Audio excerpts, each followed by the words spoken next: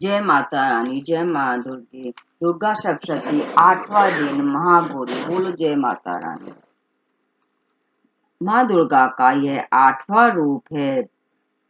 पार्वती के रूप में इन्होंने भगवान शिव को पति रूप में पाने के लिए घोर तप किया था, जिससे इनका रंग काला पड़ गया। बाद में जब भगवान शिव ने गंगा के पावन जल से इनको स्नान करवाया, तब फिर से इनका वर्ण गौर हो गया। तभी से इन्हें माँ गौरी कहा जाता है। इनका वाहन सफेद बैल है। शांत मुद्रा वाली माँ गौरी के 4 भुजाएं हैं। इनका सिद्ध पीठ स्थल हरिद्वार के पास कनखल में है। नवरात्रि के 8वें दिन माँ गौरी का पूजन आराधना किया जाता है। माँ अपने साधकों पर कृपा बरसाती हैं। ऐसे साधकों को भौतिक सुखों की प्राप्ति होती है तथा अंत काल में मुक्ति मिलती है। 13वां अध्याय सूरत और वैश्य को वरदान। कथारंभ। मेधा ऋषि बोले कि हे राजन, इस तरह से मैंने तुम्हें देवी का उत्तम महात्म्य बतला दिया। जगत धानी उन देवी का ऐसा ही कुछ प्रभाव है। वह देवी ज्ञानदायिनी है। भगवान विष्णु की माया के प्रभाव से ही वह शिवा अन्य विवेकवान मोहग्रस्त होते हैं। वर्तमान में भी मोहग्रस्त हैं तथा भविष्य में भी मोहग्रस्त होते रहेंगे। इसीलिए हे राजन, तुम उन्हीं देवी की शरण ग्रहण करो। आराधना करने पर अब वही देवी मनुष्य को भोग, स्वर्ग व मोक्ष देती है। मार्कंडेय मुनि बोले कि मेधा ऋषि के ऐसे वचन सुनकर राजा सूरत ने उत्तम पदधारी ऋषि को प्रणाम किया। राज्य छीन जाने के कारण दुखी था और राज्य के प्रति मोहग्रस्त भी था। इसीलिए हे मुने, वे राजा और वैश्य दोनों ही तप के लिए वन की ओर चल दिए। फिर नदी के तट पर देवी की प्रतिमा बनाकर पुष्प, धूप व हवन आदि कर तथा देवी सुकत का जप करते हुए वे देवी की आराधना करने लगे। सर्वप्रथम वे निराहार रहकर एकाग्रता से देवी की आराधना करने लगे। इसके बाद शरीर से के रक्त से देवी को बलि देते हुए 3 वर्ष तक नित्य देवी की आराधना करते रहे। उनके तप से प्रसन्न होकर जगदानी देवी चंडिका ने उन्हें दर्शन देकर कहा कि हे राजन तथा कुल को आनंदित करने वाले हे वैश्य, तुम लोग जो वर चाहो मुझसे मांग लो, वह वर मैं तुम्हें अवश्य दूंगी, क्योंकि मैं तुम्हारे तब से प्रसन्न हूँ। मार्कंडेय मुनि बोले कि देवी के ऐसे वचन सुनकर राजा के ने अगले जन्म में अक्षय राज्य मांगा तथा इस जन्म में भी शत्रु सेना को बलपूर्वक नष्ट कर पुनः राज्य प्राप्ति का वर मांगा। वैश्य का मन संसार से विरक्त हो चुका था। वह बुद्धिमान भी था, इसीलिए उस समय उसने मोह व अहंकार या शक्ति जानक ज्ञान मांगा। इस पर देवी बोली कि हे राजा, तुम कुछ ही समय में शत्रुओं का वध करके अपना खोया हुआ राज्य पुनः प्राप्त कर लोगे। तुम्हारा राज्य स्थिर रहेगा। फिर मरणोपरांत भगवान सूर्य के अंश से उत्पन्न होकर धरती पर स्वानिक मनु नाम से प्रसिद्धि पाओगे। फिर देवी ने वैश्य से कहा कि हे वैश्य, मोक्ष के निमित्त ज्ञान की तुम्हें प्राप्ति होगी। मुनि मार्कंडेय बोले कि इस तरह वैश्य व राजा को मनोनुकूल वर प्रदान कर तथा उनके द्वारा की गई भक्तिपूर्ण स्तुति को सुनकर देवी अंतर्धान हो गई। इस तरह क्षत्रियों में श्रेष्ठ राजा सूरत भगवान सूर्य के अंश से जन्म लेकर स्वनि मनु होंगे। ये था 13वां अध्याय दुर्गा सप्तशती, इस सूरत और वैश्य को वरदान। देवी सुकत। विनियोग। हाथ में जल लेकर इस प्रकार विनियोग बोले, ओम में एम आदि 8 ऋचाओं वाले इस सुकत के ऋषि वाग्गर्भिणी देवता सच्चिदानंद परमात्मा हैं। दूसरी ऋचा के जगदी शिष्टों में 53 छंद हैं। देवी महात्म्य पाठ में इसका विनियोग कहा गया है। विनियोग बोलकर हाथ का जल देवी दुर्गा के सम्मुख छोड़कर दें। ध्यान सिंह पर विराजने वाली, शीश पर चंद्र मुकुट धारण करने वाली, कटमणि सम कांतिवान, चारों भुजाओं में शंख चक्र धनुष बाण धारण करने वाली, त्रिनयना, बाजूबंद, हार कंगन करधनी, नुपुरों से शोभित, कानों में रतन में कुंडल धारण करने वाली देवी दुर्गा हमारी दुर्गति को दूर करे। अब यहाँ महर्षि अम्भृंग की वाक नामक ब्रह्म ज्ञानी कन्या के उदागर दिए जा रहे हैं, जिसने देवी से अभिन्नता पा ली थी।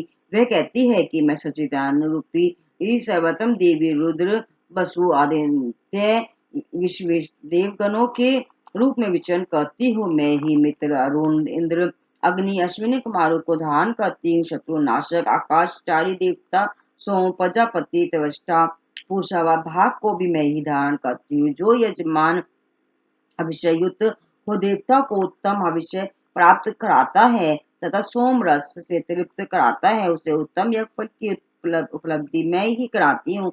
मैं ही संसार की स्वामिनी, साधकों को धन प्राप्त प्रदान करने वाली, ब्रह्म ब्रह्म को स्मय से अभिन्न जानने वाले व पूजनीय देवताओं में प्रमुख हूँ। मैं ही प्रपंच स्वरूप से अनेकों भावों में विद्यमान हूँ। सभी देवता में मैं ही रहती हूँ। नाना स्थानों में वास करने वाले देवता जहाँ भी हूँ और जो कुछ भी करते हैं वह सब मेरे ही निमित्त किया जाता है। अंत में भी मेरी ही शक्ति से खाया जाता है, क्योंकि भोग करने वाली भी मैं ही हूँ। इसी तरह जो देखता, सांस लेता, कहीं कोई बात को सुनता है, वह सब कर्म करने में मैं ही में सबसे सक्षम होता है। जो लोग मुझे इस रूप में नहीं मानते वे दीनहीन दशा को पाते हैं। वे श्रद्धा से प्राप्त होने वाले ब्रह्म तत्व को मैं तुम्हें उपदेश करती हूँ। तुम श्रवण करो। जिस पुरुष की मैं रक्षा करना चाहती हूँ उसे सर्वाधिक शक्तिमान बना देती हूँ। बृहद शिष्ट हिंसक दैत्यों का वध करने के लिए मैं ही रुद्र के धनुष का संधान करती हूँ। शरणागतों की रक्षा में ही शत्रुओं से युद्ध करती हूँ और अदृश्य रूप में से धरती व आकाश में व्याप्त रहती हूँ। संसार के पिता रूप आकाश को सबसे व्याप्त परमात्मा से भी ऊपर उत्पन्न करने वाली मैं ही हूँ। समुद्र व जल मेरे ही कारण स्थित है, इसीलिए सभी भुवनों भू भव स्व महाजन तप व सत्य अर्थात सात स्वर्ग वातल पितल सुतल गपस्थितम महातल रसातल व पाताल अर्थात सात पाताल, इस प्रकार कुल 14 लोक हुए में मैं व्याप्त रहती हूँ तथा अपने शरीर में स्वर्ग लोक का भी मैं स्पर्श करती हूँ। जब मैं संसार की संरचना प्रारंभ करती हूँ तब बिना किसी की प्रेरणा के स्वयं ही वायु के समान संचरण करती हूँ और स्वेच्छा से ही कर्म करती हूँ। मैं पृथ्वी आकाश से पृथक हूँ। दैवे पराध क्षमापन स्त्रोत। ना मुझे मंत्र आता है, ना यंत्र तंत्र स्तुति का भी मुझे ज्ञान नहीं है, ना आह्वान जानता हूँ, ना ध्यान विधि स्तोत्र कथा का भी मुझे ज्ञान नहीं है। ना मैं मुद्राएं जानता हूँ और ना ही मुझे विलाप करना आता है, परंतु हे माता आपका अनुसरण करना मैं जानता हूँ, जो क्लेशों को हरने वाला है। सर्वोद्धार कारणी हे माता कल्याणी, मैं पूजन विधि भी नहीं जानता। मेरे पास धन भाव है, स्वभाव से भी मैं आलसी हूँ। मैं पूजा कर्म ठीक से भी नहीं कर सकता। इन सब बातों को देखते हुए आपकी चरण सेवा में जो कमी रह गई उसके लिए आप मुझे क्षमा करें।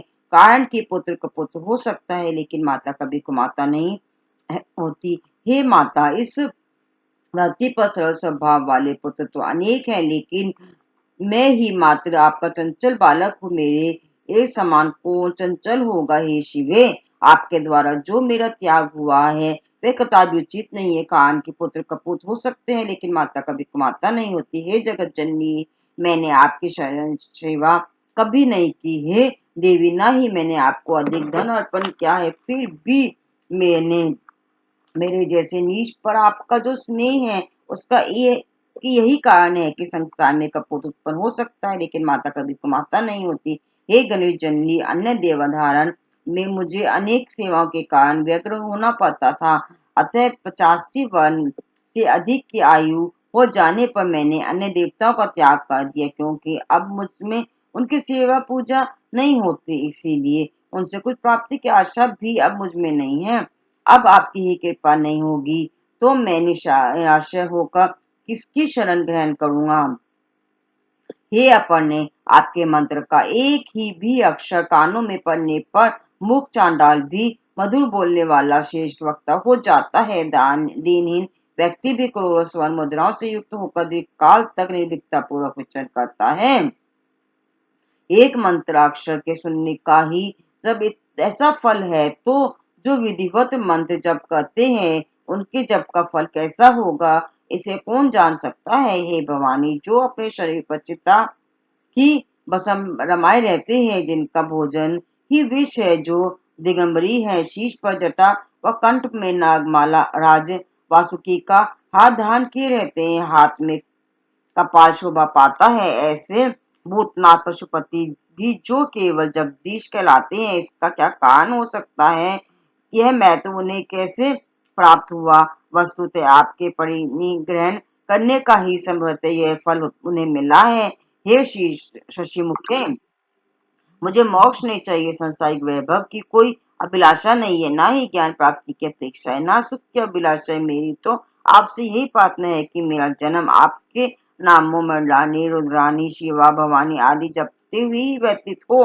हे श्याम में विविध भोजन सामग्री से विधिवत आपकी आराधना मेरे द्वारा नहीं हो पाई है। मेरी कठोर वाणी से कौन सा अपराध नहीं हुआ, फिर भी आप मुझ अनाथ पर कृपा करती हैं। यह तो आपको ही शोभा पाता है। मुझ जैसे कुपुत को आप जैसी दयामी माता की शरण दे सकती है। हे माँ दुर्गे, हे करुणा की सागर, हे महेश्वरी, विपदाग्रस्त होने पर भी मैं आपका सम्मान करता हूँ। आप इसे मेरी दुर्मता न समझना, क्योंकि भूखा प्यासा बालक माँ को ही तो सम्मान करता है। हे जगदम्बिके, मुझ पर आपकी पूर्ण कृपा हुई है, तो इसमें क्या आश्चर्य है? पुत्र भले ही अपराध पर अपराध करता है, लेकिन माता तो कभी उसकी उपेक्षा नहीं करती है। देवी, मेरी जैसा कोई पापी नहीं है और आप जैसी पापनाशनी अन्य कोई नहीं है। ऐसा समझकर आप वही करें जो उचित लगता है। सिद्ध कुंजी का स्त्रोत। भगवान शिव बोले कि हे देवी सुनो, मैं उत्तम कुंजी का स्त्रोत बतलाता हूँ, जिसके मंत्र प्रभाव से देवी पाठ सफल होता है। कवच, अगला, कीलक, कैसे का ध्यान न्याय से, यहाँ तक कि इसके पाठ से पूजन अर्चन भी आवश्यक नहीं रह जाता। मात कुंचिका का पाठ करने से ही दुर्गा पाठ का फल मिलता है। यह कुंचिका स्त्रोत अति गुप्त व देवता को भी दुर्लभ है। हे पार्वती, इसे अपनी योनि की तरह प्रयास पूर्वक गुप्त ही रखना चाहिए। इस सिद्ध कुंजिका स्त्रोत का केवल पाठ करने से ही मरण, मोहन, वशीकरण, स्तंभ, उच्चाटन आदि अभिचार कर्मों का उद्देश्य पूर्ण हो जाता है। मंत्र ओम ही क्लीं चामुंडे विच्चय, ओम ग्लूं हुम क्लीं जू सम ज्वालाय ज्वालाय, जवल जवल प्रज्वल प्रज्वल, हे ईम ही क्लीं चामुंडे विच्चय, जबल हसल शत फट स्वाहा। उक्त मंत्र का मात्र जप करना ही पर्याप्त है। मंत्र में आए बीज मंत्रों का अर्थ जानने की कोई आवश्यकता नहीं है। हे रुद्र स्वरूपिणी, तुमको नमस्कार है। हे मधु, दैत्य का वध करने वाली, तुमको नमस्कार है। कैटअप का विनाश करने वाली, तुमको नमस्कार है। महिषासुर का वध करने वाली हे देवी, तुमको नमस्कार है। हे माँ देवी, मेरे जप को चेतन व सिद्ध करो। एकार रूप में सृष्टि स्वरूपा, ही रूप में सृष्टि का पालन करने वाली, क्लीन रूप में काम रूपनी तथा समुचे ब्रह्मांड की बीज रूपा देवी, तुमको नमस्कार है। चामुंडा के रूप में तुम चंद्र का विनाश करने वाली तथा एकार रूप में तुम वर प्रदान करने वाली हो। विजय रूप में तुम निर्भय कर देने वाली हो। इस तरह ही क्ली चामुंडा विजय मंत्र का तुम स्वरूप हो। धा धी धू के रूप में तुम शिव की पत्नी हो। वा वी वू के रूप में तुम वाणी की अधीश्वरी हो। का रा क्री कू के रूप में तुम कलिका देवी तथा शाशीशु के रूप में तुम मेरा कल्याण करो। हुंकार स्वरूप निजा जाम जान जम्र नंदिनी ब्राह्मणी भ्रू के रूप में ही भद्रा भैरवी भवानी, तुमको बार बार नमस्कार है। आका चाटा ता पा या शा बी दू ए बी ह शा धीराग धीरजाग, इन सबको तोड़ो तोड़ो दीप्त करो करो स्वाहा। पापी पूर्ण रूप में तुम पार्वती, पूर्णा हो खा की हो रूप में तुमको खेजरी मुद्रा या आकाश में विचरण करने वाली हो। सासी स्वरूप में तुम देवी सप्तती के मंत्र को मेरे निमित्त सिद्ध करो। यह कुंचिका स्त्रोत जागृति के लिए है, इसका उपदेश अभक्त को नहीं देना चाहिए। ये पार्वती, इसे गुप्त रखते हुए इसकी रक्षा करो। हे देवी, जो कोई भी सिद्धि कुंजिका स्त्रोत के बिना सप्तशती का पाठ करता है, उसी तरह सफलता प्राप्त नहीं होती। जिस तरह जंगल में जाकर रोने से कोई लाभ नहीं है। नवरात्रों में कन्या पूजन। माँ दुर्गा की प्रसन्नता व कृपा प्राप्ति हेतु नवरात्रि में अष्टमी या नवमी को कुमारी कन्याओं का पूजन कर भोजन कराने का विधान है। राजस्थान व हरियाणा में यह कार्य अष्टमी को होता है, जिसे अष्टमी पूजन कहते हैं, जबकि उत्तर प्रदेश में कार्य नवमी को होता है, जिसे नवमी पूजन कहते हैं।